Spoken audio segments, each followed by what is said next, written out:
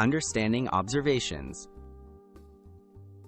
Observations are the facts we gather using our senses during an experiment.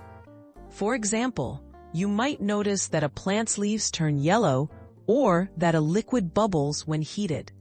Observations are direct and objective. They describe exactly what is seen, heard, smelled, touched, or measured without any interpretation or assumptions. What are inferences? Inferences are conclusions or explanations we make based on observations.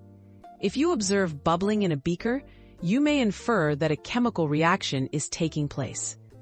Inferences connect observations to prior knowledge, allowing us to interpret what might be happening, but they go beyond what is directly sensed. Examples in science experiments.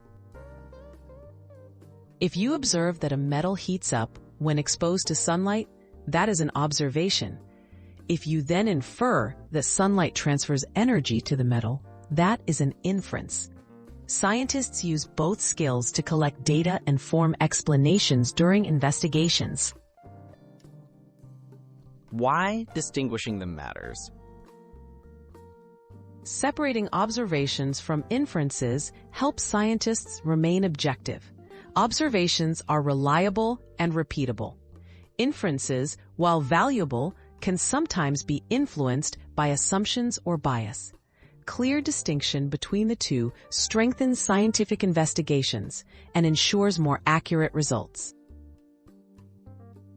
Building core scientific skills. Practicing careful observation and logical inference is essential for all science learners. Recording only what is truly observed and being transparent about inferences allows experiments to be understood, evaluated, and repeated accurately. Mastering these skills lays a strong foundation for scientific thinking and discovery.